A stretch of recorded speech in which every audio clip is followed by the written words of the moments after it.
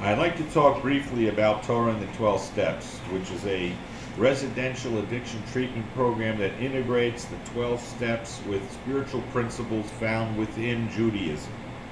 By working them together in one system, it enhances the effectiveness of the 12-step process, which is basically a way of reestablishing a relationship with the Almighty in a way that changes your life.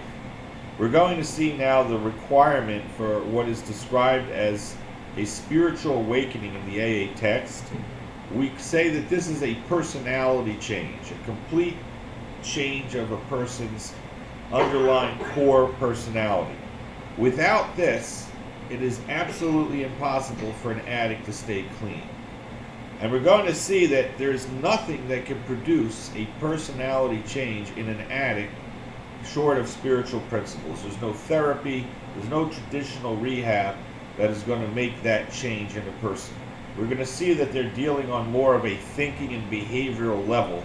They're not reaching the deeper aspects of the person, which we're going to see here. Now, what we're about to discuss briefly is powerlessness. Powerlessness is something that is completely misunderstood by most people.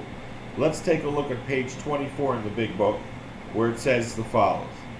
At a certain point in the drinking of every alcoholic, he passes into a state where the most powerful desire to stop drinking is absolutely no avail. This tragic situation is already arrived in practically every case long before it is suspected. So, complete desire to stay clean means nothing. So, just that fact that someone wants to stay clean will not do anything for them. Now, this is in italics. The fact is that most alcoholics, for reasons yet obscure, have lost the power of choice in drink. Our so-called willpower becomes practically non-existent. So the willpower, which normally everyone has, is gone in the addict. He cannot choose to pick up a drink or a drug or not. He does not have that ability anymore. We are unable at certain times to bring into our consciousness with sufficient force the memory of the suffering and humiliation of even a week or a month ago. We are without defense against the first drink. Now this is unbelievable. That means that the addict cannot keep himself from the first drink. We are without defense against the first drink.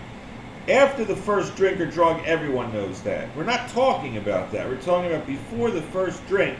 There's an insane process going on in the mind of the addict that he's doomed to repeat. That's the idea of being an addict. He is a slave to drugs and alcohol. He has no willpower whatsoever to stop. So there's no way of teaching him how to stay clean, which is what all the rehabs are trying to do. Relapse prevention will do nothing for an addict.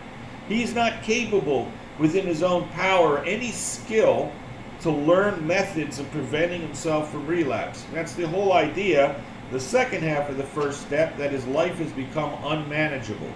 So what is the solution? We're in a lot of trouble here.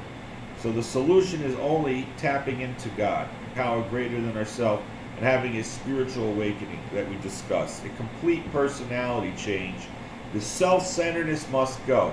Becoming a mensch, becoming someone who's community-oriented, someone who cares about other people, respects their parents, lives by the values of Judaism and universal principles within the 12 steps.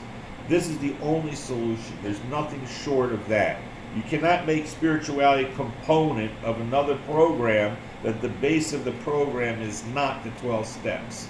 The 12 steps can't be added. It can't be a flavor. It can't be a marketing tool to have a 12-step philosophy, because the steps are not a philosophy. The steps are a way of life. So a person has to live by these principles, and only then can he transmit a message to others and help others stay clean. Thank you.